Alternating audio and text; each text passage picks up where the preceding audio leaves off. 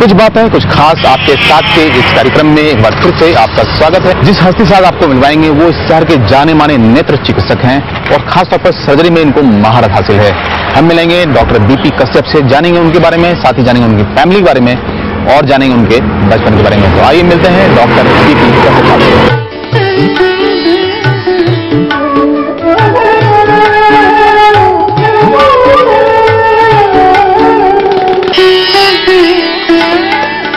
Doctor BP Kashyap हमारे साथ हैं, शहर के प्रख्यात नेत्र चिकित्सक हैं।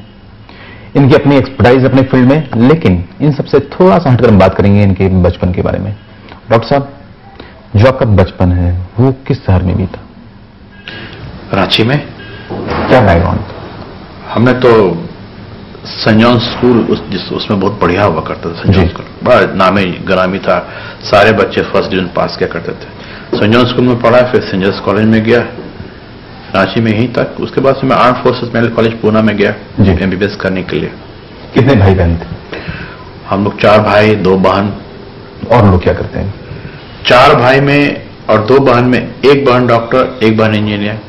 4 भाई में 2 भाई डॉक्टर, 2 भाई इंजीनियर। सारे भाई सेटल्ड है। आप जो पापा थे वो आप लोगों से कोई खास अपेक्षा रखा था कि, क्योंकि वो खुद एक डॉक्टर थे? उनका कहना था कि भाई परिवार में कम से कम एक शाम का खाना जी एक साथ खाएं, नंबर 1। नंबर 2, उनकी आदत थी कि सवेरे से उठने के बाद सबके साथ बैठना और चाय पीना। मुझे चाय पीना अभी भी अच्छा नहीं लगता, लेकिन उनके साथ में जरूर बैठकर चाय पिया करता था।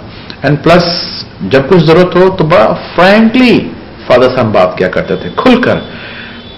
डरत नहीं है जी, डरत नहीं, लेकिन यू कैन आस्क एनीथिंग। हर पिता की इच्छा होती है कि जो बच्चे हैं उनसे थोड़ा बढ़कर बने। आपके जमाने में सिविल सर्विसेज के बड़े जबरदस्त क्रेज होंगे, तो पापा चूंकि खुद डॉक्टर थे तो उनकी क्या अपेक्षा थी कि हमारे कोई बच्चा जो है वो पब्लिक सर्विस करे, कंप्यूटर? और बड़ी मार्के वाली बात कही आपने, उसमें बड़ा आईएएस में क्रेज था। लेकिन मैं देखता था कि फादर जब भी जाते थे तो उनको सम्मान मिलता था, आदर के साथ। मतलब जो पेशेंट है उतने इतने इतने माने कि वो प्रकट नहीं कर पाते थे कि वो कितने खुश हैं। वो डॉक्टर के पैर पकड़ते थे, प्रणाम करते थे, मतलब जो उद्भाव व्यक्त करते थे पेशेंट, वो मेरे दिल को बहुत छू जाता था। डॉक्टर का एक बड़ा सीक्रेट इमेज, बड़ा सीक्रेट छू जाता, भगवान का लोग पूछते हैं। एंड यही कारण है कि आप बिलीव नहीं करेंगे, क्लास 9 से ही मैं आई स्पेशलिस्ट बनने की तमन्ना रखता था जी। और उस समय से फादर जितने भी ब्लाइंड लिफ्ट कैंप्स किया करते थे, मैं हर जगह जाता था और टॉर्च दिखाता था। और फादर ने मुझे बड़ा उत्साहित करते थे कि नहीं उसको बुलाओ, बहुत अच्छा टॉर्च दिखाता है। और टॉर्च दिखाते दिखाते शायद हमने लाखों ऑपरेशंस देखे हैं एंड हर तरह के चीज देखे उसमें। बिल्कुल।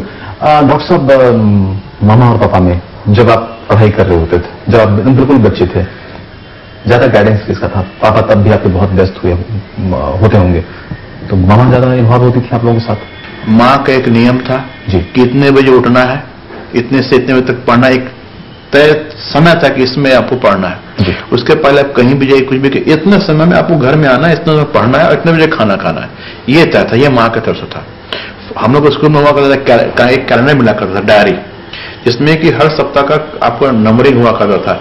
मैक्सिमम नंबर 5 हुआ करता था, तो आपका कंडक्ट, आपका अटेंडेंस वगैरह सब वो फादर साइन कराना पड़ता था।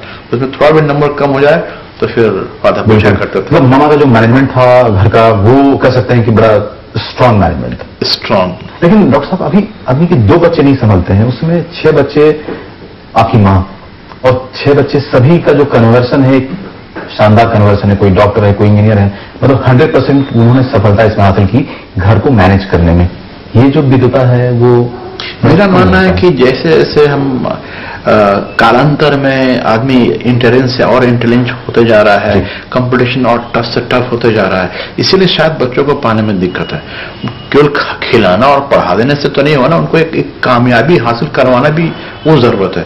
तो कामयाबी के लिए प्रतियोगिता बहुत ज्यादा बढ़ गई है, शायद इसलिए लोग 1 या 2 में ठहर जाते हैं। मैं वही जानना चाह रहा हूँ कि तब मामा, जब आपकी माँ, बहुत पुराने जमाने की बात है, जब आप स्कूल में थे, उसमें 6 बच्चे होते थे घर में, लेकिन उन्होंने इस तरह से परवरिश दी, पिता व्यस्त रहते थे, लेकिन एक माँ जिसके साथ एजुकेशनल बैकग्राउंड बहुत स्ट्रांग नहीं होगा, उन्होंने कहीं से कोई मैनेजमेंट की क्वालिफिकेशन नहीं लिया होगा, तो हॉस्पिटलिटी बिजनेस में बच्चों को संस्कार देने में आज की महिलाओं से ज्यादा बल थे। इसको दूसरे एंगल से लीजिए जी।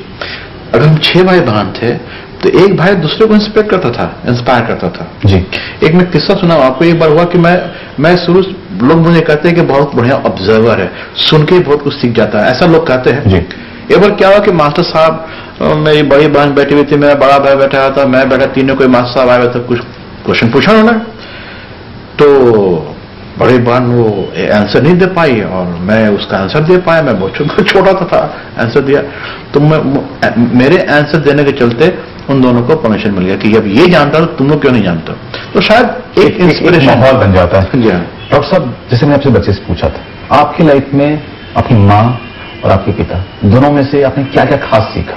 माँ से ये सीखा कि कैसे एकजुट रहना है, यूनिटी कैसे है, एक दूसरे को क्षमा कैसे प्रदान करते हैं। फादर का था डिसिप्लिन। ये कभी उनकी तरफ से जोर जबरदस्ती थी कि बेटा तुम ये करो, डॉक्टर बहुत हम खुद डॉक्टर हैं, तुम आईएएस बन जाओ, तुम आईपीएस बन जाओ, इस तरह के उन्होंने कभी कोई फोर्स किया अपने? कभी नहीं। शायद ये होना था और मुझे बड़ा अच्छा लगता था प्रोफेशन। जो अस्पताल के स्टाफ हैं वो कहते हैं डॉक्टर साहब बहुत सख्त हैं, ये सख्ती क्या सिर्फ आपके जो पढ़ाई लिखाई या बहुत जो सीरियस नेचर रहा, बहुत दिनों तक पढ़ाई करना, उसकी वजह से ये हो गया है या वाकई में बहुत जॉली? आप बात समझने की कोशिश कीजिए। मेरा प्रोफेशन है शरीर से है और आंख से है। जो आंख मैं मानता हूं हृदय के बाद दूसरा इंपॉर्टेंट अंग है। आप थोड़ा अगर सख्त नहीं रहेंगे और आप लापरवाह होंगे तो आंख चली जाएगी। बिल्कुल। अनुशासन, बहुत सख्ती, इसे थोड़ा दूर हटकर कभी बचपन में कोई हॉबीज थी आपकी? शायद कुछ नहीं। खेलना कूदना, गाना गाना, कुछ शरारत? नहीं, ऐसा कुछ नहीं। फिल्म देखना? वो भी नहीं, फिल्म भी नहीं। तो लेकिन एक स्वस्थ परवरिश के लिए बच्चों को ग्रो कराने के लिए ये बताया जाता है नहीं, कुछ शौक होना चाहिए, कुछ खेलकूद होना चाहिए, थोड़ी शरारत होनी चाहिए। अब ये स्कूल के ही लोग टीचर्स हमारे हम लोगों में समझते थे कौन क्या करता है। तो जब भी कुछ कार्यक्रम हुआ तो शायद मैं अच्छा गाता था उस समय में, तो मुझे फ्रंट पर लगा दिया था कि he will start the song. गाना गाते थे उस समय? तो हमारी सिस्टर्स समय कुछ याद है थोड़ा, एक दो चार शब्द किसी गाने का जो आप बहुत ज्यादा उसमें गाते थे?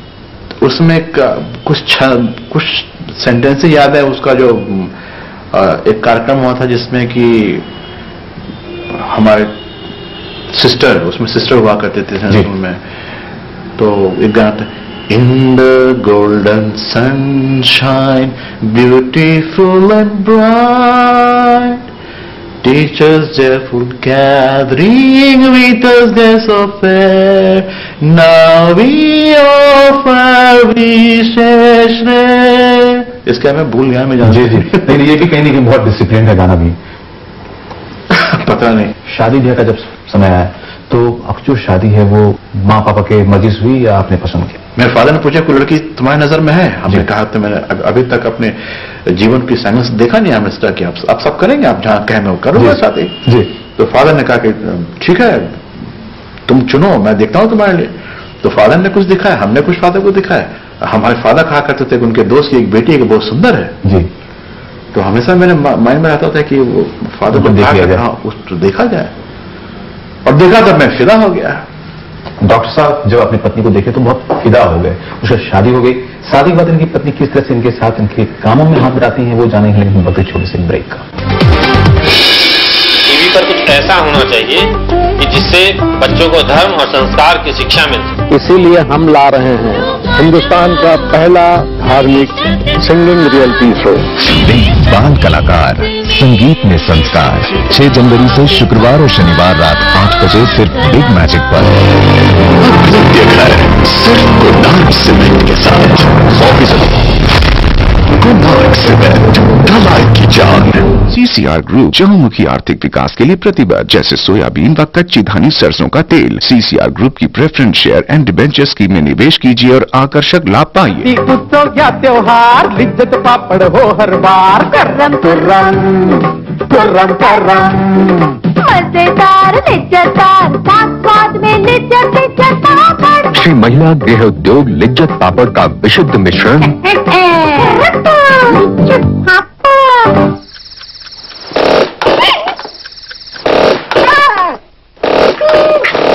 क्या आपका मैट्रेस आपको रात को चैन से सोने नहीं देता है? तो ले आइए कर्लऑन एसीडी टेक्नोलॉजी वाला मैट्रेस। कर्ल ऑन, चैन की नींद। Karnataka Private Diploma Engineering Common Entrance Test 2012 All AICT approved colleges मेधावी छात्रों के लिए full scholarship 100% placement assistance। Form सभी हाई स्कूल और फॉर्म सेंटर पर उपलब्ध। Smart home for plot bungalow and duplex at Bokaro, Dhanbad, Durgapur and Jharsuguda।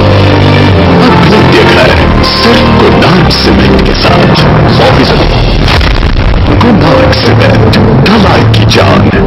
वो गीत मांग के साथ जो आज भी हर कोई गुनगुनाए, मांग लिया संसार। वो लाजवाब नगमे जो बन गए अमर। जरा देख ले आकर परवाने, वो इठलाती धुनें जो हर दिल में भरते उमंग।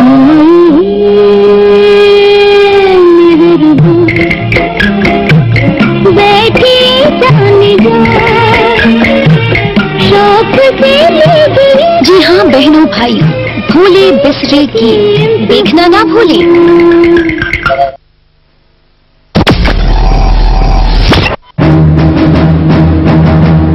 भ्रष्ट राजनीतिक दलों को और भ्रष्ट सरकारों को खुदा हाफिज और आखिरी सलाम कहने का वक्त आ गया है।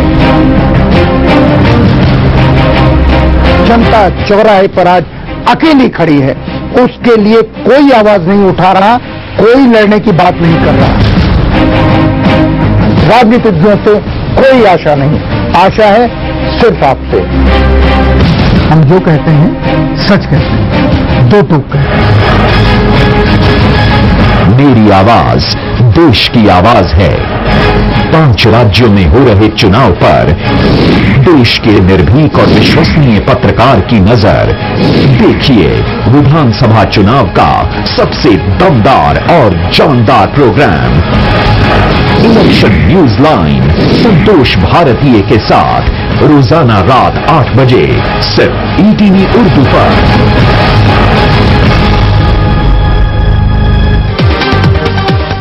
डॉक्टर साहब पहले तो इंट्रोडक्शन करा दीजिए। मैं डॉक्टर बीपी कश्यप हूँ। पूरा नाम मेरा वीरेंद्र प्रसाद कश्यप है। मेरा छोटा बेटा निमेश जी, मेरा बड़ा बेटा विभूति है जो कि दिल्ली में अभी कोचिंग ले रहा है पोस्ट ग्रेजुएशन के लिए। मेरी धर्मपत्नी better half doctor Bharti Kashyap, वो भी नेत्र विशेषज्ञ हैं। एक घर में जब 2 डॉक्टर हों तो थोड़ी विवाद की संभावना होती है। अगर मैं इसको इस ढंग से रखूं कि भाई हम एक दूसरे के पूरक हैं तो ज्यादा बेहतर होगा, और हम ऐसे ही करते हैं। अगर मैं सर्जिकल रेटिना में हूं तो वो मेडिकल रेटिना में है। जब आप दोनों अस्पताल में हैं, दोनों का अपना अपना समय है, दोनों की व्यस्तताएं हैं, इसकी वजह से कुछ सफरिंग होती है घर में? ये बात तो तय है कि मैं अपना दिन शुरू करता हूँ सवेरे 6 बजे जी, ऑपरेशन करके खत्म करता हूँ मैं करीब 10:30 बजे ऐसा। उसके बाद इमीडिएटली मैं ओपीडी में देखना शुरू करता हूँ, जो कि खत्म करते करते 7 बज जाते हैं। उसके बाद फिर पेपर वर्क्स होते हैं तो करीब 8 साढ़े तो बज ही जाता है।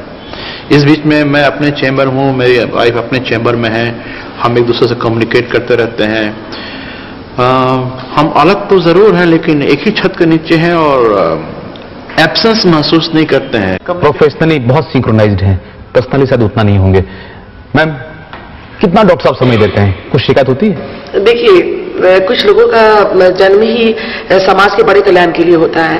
तो एक इंसान जिसकी सुबह ही ओटी में होती है और शाम अस्पताल में और देर रात तक जो आदमी अस्पताल में रहता है, उससे ये आशा करना कि हर वीकेंड में वो आपको घुमाए फिराए होटल ले जाए, तो ये गलत होगा। और जब हमारा ये हॉस्पिटल का न्यू प्रोजेक्ट नहीं बना था, उसके पहले हम अमेरिका काफी भाई बहनों के पास घूमने जाया करते थे।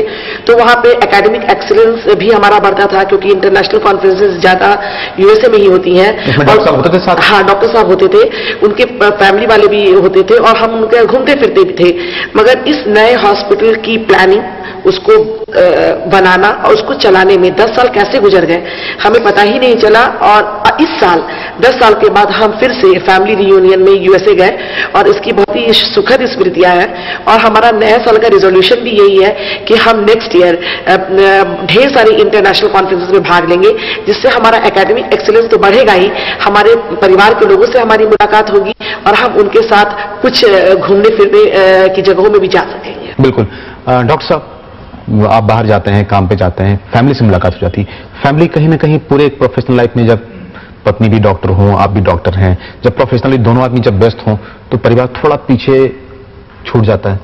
परिवार अगर आप माने कि पत्नी और बच्चे और दूसरे रिलेटिव हों, अगर उसको आप मानते हैं तो मैं ये आपका कहना शायद सही है कि बेटे थोड़ा सा नेग्लेक्ट हो जाता है, लेकिन हम लोगों ने ऐसी व्यवस्था कर रखी है कि बच्चा नेग्लेक्टेड फील नहीं हो। कोशिश करते हैं जो क्वालिटी टाइम है वो बच्चों को मिले। बेटा निमेश, मामा पापा से इस बात को लेकर कभी शिकायत होती है कि मामा को वक्त नहीं होता, पापा को वक्त नहीं होता है? कभी कभी होती है। तो पढ़ाई लिखाई के मामले में मामा कितना इंटरफेयर कर पाती हैं या कितना गाइड कर पाती हैं? 50%। पापा? पापा 100%। पापा में कौन कौन सी बातें आपको सबसे ज्यादा अच्छी लगती हैं? कि मेरे पापा बहुत मेहनती हैं। और मामा में क्या बात अच्छी लगती है? कि मम्मी मेरे लिए कपड़ा खरीद देती है बहुत। फ्यूचर में क्या बनना चाहते हो आप? मुझे आई सर्जन बनना है। डॉक्टर साहब, जो विभूति हैं वो बहुत मेरिटोरियस बच्चा है, कैसे इतनी व्यस्तताओं के बीच में उनको आपने एक गाइडेंस इंश्योर किया? सच पूछे तो जब निमेश पैदा हुआ था उसमें मैं भी बड़ा स्ट्रगल कर रहा था जी। और ये शायद भगवान की देन है कि उसमें एक अपने से पढ़ने की एक प्रवृत्ति हो गई उसमें, और अपने से पढ़ता था। हाँ, ये बात सही है कि शुरू में मैं उसको गाइड करता था, कभी कुछ क्वेश्चन पूछा तो मैं उसको बताता था। फिर बाद में देखा, महसूस किया कि जो हम पढ़ा करते तो अब ये जो पढ़ रहा है, दोनों में बड़ा डिफरेंस है। बिल्कुल। तो हमने तब इनको एक ट्यूशन करना शुरू किया। एक मास्टर साहब आते हैं एंड ही टेक्स केयर। बिल्कुल, नॉलेज कोई लिमिट नहीं होते। मैम, विभूति में आपने क्या क्या इनपुट डाले बतौर गार्जियन, माँ? देखिए, जब विभूति सेंट मैरीज स्कूल में जब उसका पहला दाखिला हुआ था, उस समय में हम लोग दोनों ही बहुत स्ट्रगल कर रहे थे और डॉक्टर कश्यप लंबे समय के लिए जापान चले गए थे। तो मैं अस्पताल भी देखती थी और बच्चे को पढ़ाती भी थी। सच कहूं तो विभूति एक सेल्फ मोटिवेटेड बच्चा है। बिल्कुल, हमारा विषय साथ में है। लेकिन ये बताइए कि जब पति पत्नी दोनों जब कमाऊ हों, प्रोफेशनली जब एंगेज्ड हों, बच्चे कितने इग्नोर हो जाते हैं? जैसा कि मैंने कहा कि निमेश के समय में मैं उतना ध्यान नहीं दे पाई, लेकिन विभूति को मैंने जब वो छोटा था उस समय मैंने काफी पढ़ाया है। इस तरह के फैमिली में आमतौर पर बड़ा समय का अभाव होता है, तो ये टाइम मैनेजमेंट कैसे करते हैं आप दोनों लोगों के लिए सवाल है। पेशेंट और अस्पताल बहुत बढ़िया से चले जी, सुचारू रूप से चले, इसकी जिम्मेवारी मेरी होती है। अस्पताल को भी देखना एंड प्लस घर को भी देखना, बच्चों को भी देखना, ये उनकी जिम्मेवारी होती है। मैम, ये बताइए कि कभी डॉक्टर साहब प्रेम से बोला कि चलो आज बहुत काम हो गया, काम को साइड रखते हैं, चलो आज तुम घुमा के लाते हैं? एक्चुअली देखिए, हम लोगों का जो जीवन है ना, वो बच्चों पर घूमता है। तो बच्चे की वजह से कई बार माता पिता वो काम करते हैं तो वो खुद की वजह से नहीं कर पाते। डॉक्टर साहब, चूंकि आपकी जो जीवन संगनी है वो भी एक डॉक्टर है, तो ऐसे में उनसे कितना आपको वक्त मिल पाता है अस्पताल में, खासतौर पे प्रोफेशनल है नॉन प्रोफेशनल? प्रोफेशनली। सच माने में तो झारखंड में जब हम लोगों ने अच्छा अस्पताल खोला, इसमें इसके आधुनिकीकरण में जैसे कि इंट्रावेट्रल लुसेंटिस हुआ या एजॉर्डिक्स हुआ, जो कि पुराने रोगों का नया इलाज का तरीका है, लासिक लेजर में विभिन्न तरह से जो इलाज होता है, वो सब पूरे झारखंड बिहार में शायद इन्हीं का पहला हाथ रहा है शुरू करने में। इस मामले में कम से कम ये तो मान के चलें कि इस मामले में आप लकी हैं। बहुत लकी हूं। अरे मुझे तो कोई पूछता ही नहीं, मैं कहीं जाता हूं तब इनके साथ रहता हूं तो लोग मुड़ के देखते खूबसूरत लौरा के साथ और कौन आदमी जा रहा है। डॉक्टर साहब मजाक कर रहे हैं। अच्छा, ये बताएं कि डॉक्टर साहब कौन सी बातें आपको सबसे ज्यादा खास लगती हैं बताओ डॉक्टर? डॉक्टर कश्यप एक ग्रेट विजनरी है and he is a very hard working man. हम बात करते हैं मिसेस कश्यप से। अगर डॉक्टर साहब की अगर हम डॉक्टरी की बात करें तो ये कितने डेडिकेटेड हैं, कितने तरीके से काम करते हैं, कितने बड़े डॉक्टर हैं, वो जानेंगे। लेकिन वक्त है एक छोटे से ब्रेक का। उत्सव या त्योहार, लिज्जत पापड़ हो हर बार, करम तुर्रम तुर्रम करम, मजेदार लिज्जतदार, स्वाद में लिज्जत लिज्जत पापड़ श्री महिला गृह उद्योग लिज्जत पापड़ का विशुद्ध मिश्रण। CCR ग्रुप चहुमुखी आर्थिक विकास के लिए प्रतिबद्ध, जैसे सोयाबीन व कच्ची धानी सरसों का तेल। CCR ग्रुप की preference share and debenture scheme में निवेश कीजिए और आकर्षक लाभ पाएं। देखा है सिर्फ कोणार्क सीमेंट के साथ 100% कोणार्क सीमेंट, ढलाई की जान। Karnataka private diploma engineering common entrance test 2012 मेधावी छात्रों के लिए फुल स्कॉलरशिप। फॉर्म सभी हाई स्कूल और फॉर्म सेंटर पर उपलब्ध। Smart home for plot bungalow and duplex at Bokaro, Dhanbad, Durgapur and Jharsuguda. Prayag Guru hotel से लेकर फिशरी, सीमेंट से लेकर फिल्म सिटी तक, प्रयाग हर कदम आपके साथ।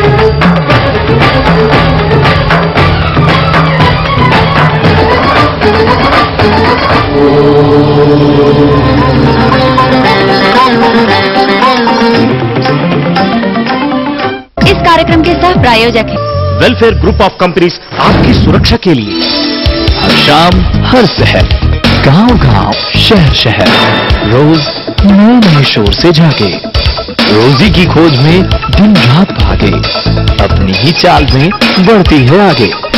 मिलना मिलाना, सुनना सुनाना, प्रदेश की हर बात से खबरें बनाना, सब में अपने बिहार की खुशबू ही लागे। देखिए अपना बिहार इन समयों पर। न्यूज के प्रायोजक है green valley, where modernity blends with tradition. सह प्रायोजक महाशक्ति महामूल्य, श्यामलाल चंद्रशेखर पारा मेडिकल संस्थान खगड़िया।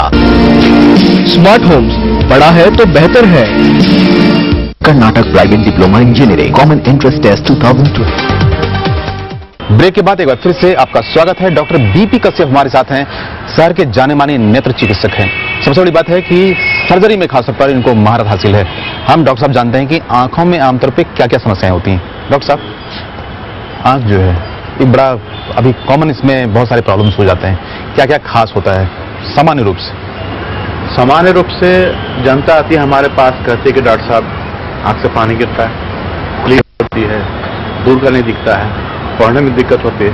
और जब बूढ़े लोग आते तो कहते हैं डॉक्टर साहब पहले मुझे दिखता था नजदीक का, अब दूर का नहीं दिखता, या दूर का दिखता है नजदीक का नहीं दिखता है। तो दिखने की एक जो प्रॉब्लम है वो भी आता है, ये आम है। अच्छा डॉक्टर साहब, इसी से जुड़ा हुआ है कि आंख की बीमारी जब इतनी सामान्य होती है, फिर भी लोग जब आंख का कोई समस्या हो जाता है तो लोग बोलते हैं कि नहीं, हमें नेत्रालय, शंकर नेत्रालय चेन्नई जाना है। क्या इतना बड़ा समस्या भी आंख में होता है? बहुत सारी समस्याएं हैं जिसका समाधान यही हो सकता है। अब हमारा झारखंड इतने सामानों से सुसज्जित है, इतने इंस्ट्रूमेंट सुसज्जित है कि हर तरह का इलाज यहाँ पर संभव है। सामान्य रूप से कब ऐसी स्थिति होती है जब ऑपरेशन बहुत नीडेड होता है? किस किस तरह के प्रॉब्लम्स होते हैं आमतौर पे? आंख में कुछ ऐसे प्रॉब्लम है जिनका ऑपरेशन प्लान्ड होता है, जैसे किसी को मोतियाबिंद है, ठीक है, आज नहीं कराए, 5 दिन बाद कराए, 1 महीना बाद कराए। कोई प्रॉब्लम होता है, अक्यूट प्रॉब्लम होता है, अक्यूट मतलब इसका ऑपरेशन तुरंत जरूरी होता है, जैसे किसी की आंख में चोट लग गया। आंखों में सबसे जटिल ऑपरेशन कौन सा माना जाता है? आंख के पीछे के भाग की जितनी भी बीमारियां हैं, जैसे कि डिटैचमेंट हुआ जी, विट्रस हेमरेज हुआ जी, मतलब आंख के अंदर में खून का आ जाना हुआ, ये सब जटिल इनको जटिल बीमारी कहेंगे। इनका इलाज भी बहुत आसानी से नहीं होता है, इसके लिए स्पेशलाइज्ड इक्विपमेंट्स और आदमी की जरूरत पड़ती है। ये जो रेटिनल ऑपरेशन होता है, रेटिना से जो संबंधित बीमारी होती है, ये क्या स्वतः हो जाता है एक सर्टेन एज के बाद, या कोई खास वजह होता है जिसकी वजह से होता है? एक तो जैसे किसी को बहुत ज्यादा माइनस पावर या प्लस पावर है तो उसको ये डिटेक्शन होने की संभावना रहती है, प्लस अगर चोट लग जाए तब इसकी संभावना बढ़ जाती है। प्लस आजकल ये देखा जाता है कि ओल्ड एज में, जैसे कि एज रिलेटेड मैकुलर डिजेनरेशन, मतलब बुढ़ापे में कुछ अन्य बीमारियां होती हैं आंख के पर्दे में, डायबिटीज के चलते भी हो सकती है, आंख में बराबर इन्फ्लेमेशन होता है, यूवियाटिस जिसको बोलते हैं, उसकी भी संभावना होती है। मोतियाबिंद का ऑपरेशन आज की तारीख में कितना सीरियस है, कितना गंभीर है, लोगों में बड़ा डर होता है। मोतियाबिंद एक ऐसी बीमारी है कि ऑपरेशन हम जब करते हैं तो हर मोतियाबिंद एक डिफरेंट तरह का होता है। इसका इलाज चंद मिनटों में हो जाता है और बहुत सुंदर रोशनी भी आती है। कभी कभी मोतियाबिंद बड़ा कॉम्प्लिकेटेड भी होता है, तो उसमें ऑपरेशन में थोड़ा समय लगता है और ये रिजल्ट उतने अच्छे नहीं होते। ये हमारे मरीजों की जिम्मेवारी बनती है कि अगर मोतियाबिंद अगर हो, समय पर दिखाएं और उसके इलाज समय पर कराएं। कितने खर्च आते हैं डॉक्टर साहब? अब खर्च डिपेंड करता है कि मोतियाबिंद का इलाज बहुत तरह से होता है। आप हाथ से करते हैं, मशीन से करते हैं, टाँका लगाते हैं, बिना टाँका के करते हैं, इट डिपेंड्स। और उसमें किस तरह का लेंस लगवाते हैं। एक एवरेज औसत खर्च कितने आते हैं? कम से कम हमारे अस्पताल में फ्री में भी होता है, 1100 में भी होता है। आजकल एक इंट्राऑकुलर लेंस भी लगता है, आईसीएल जिसको बोलते हैं, इंट्राऑकुलर कॉन्टैक्ट लेंसेज, जिसका दाम लाख तक पहुंच जाता है। तो मोतियाबिंद के लिए मोटा मोटी समझिए कि फ्री से लेकर के 55,000 का खर्च आता है इसमें। अच्छा, कभी कभी जो लोगों की रोशनी कम हो जाती है या किसी का जैसे पावर बढ़ जाता है, तो कब उनको लेंस की जरूरत पड़ने लगती है? आमतौर पर लोग चश्मा लेते हैं, लेकिन मान लीजिए कि वो चश्मा ना पहने, सिर्फ लेंस की जरूरत हो, ये कब स्टेज आता है और इसको कैसे करते हैं? नहीं, मेरा मानना है कि जब भी आप अपने बच्चे को स्कूल में डाल रहे हैं तो उसका आंख जरूर जांच करें। जी, ये स्कूल में एडमिशन के लिए जरूरी नहीं कि आपके बच्चे का आंख ठीक हो, लेकिन इसमें आपको जानकारी हो जाती है कि आपके बच्चे का आंख ठीक है कि नहीं ठीक है। और अगर ठीक नहीं है तो उसका इलाज उसी समय शुरू हो जाए, उसका चश्मा का नंबर उसी समय मिल जाए, तो बच्चे की आंख की रोशनी बनी रहती है। स्वस्थ आदमी का क्या विजन, स्टैंडर्ड विजन होता है और क्या एक्सेस का क्या संबंध है? एक स्वस्थ आदमी का विजन 6x6 होता है। कहने का मतलब जिस चीज को आदमी को 6 मीटर में देखना चाहिए वो 6 मीटर में देख रहा है, इसको कहते हैं 6x6 विजन। ये नॉर्मल है। 40 साल के बाद 6x6 रह सकता है, लेकिन नजदीक के लिए इसको पढ़ने के लिए चश्मा की जरूरत पड़ेगी। नजदीक वाला आदमी अगर चश्मा ना लगे, बहुत लोग फैशनेबल होते हैं, क्या वो सर्जरी करके आंखों में कुछ इस तरह का लेंस लगा सकते हैं जिससे उनको नजदीक से देखने के लिए आराम मिल जाए? जी हाँ। आजकल ऐसा सर्जरी भी शुरू हो गया है जिसके लिए नजदीक में चश्मा नहीं भी आप लगा सके। ये कितना सुगम ऑपरेशन और ये कितना डिफिकल्ट ऑपरेशन? मुश्किल भरा होता है या फिर आसानी से हो जाता है? खर्चीला तो है। अब इसमें उपयुक्त होने वाले जितने मशीन है बहुत खर्चीले हैं, तो ऑपरेशन खर्चीला होगा। भैया मशीन में पैसा खर्चा कहाँ से निकालेंगे? बिल्कुल निकालेंगे। बिल्कुल। अच्छा, ये जो आपने बोला कि लेजर ट्रीटमेंट, इस तरह के ट्रीटमेंट में जाना पड़ता है आपको? लेजर ट्रीटमेंट वो होता है जिसमें कभी कभी माइनस पावर या प्लस पावर कम करना चाहते हैं। तो ये ऑपरेशन कब होना चाहिए? साधारणतः जब शरीर का जो बढ़ना या विकसित होना बंद हो जाए, जिससे 20 साल के बाद आदमी और लंबा नहीं होता, जो होना होता है हो जाता है जी। उस समय में अगर आपका पावर है और सब कम करना चाहें तो वही उम्र है जिसमें कि आप लासिक लेजर करवा सकते हैं। बिल्कुल। हम डॉक्टर बीपी कसर साहब से बात कर रहे थे। इनका ये कहना है कि आंख जो है वो आपके शरीर का एक महत्वपूर्ण हिस्सा है, उसे आप इग्नोर ना करें। इस कार्यक्रम में आज इतना ही। जब हम अगली बार मिलेंगे एक नई शख्स के साथ मिलेंगे, तब तक के लिए दीजिए हमें इजाजत। हमारे अतिथि कलाकार हैं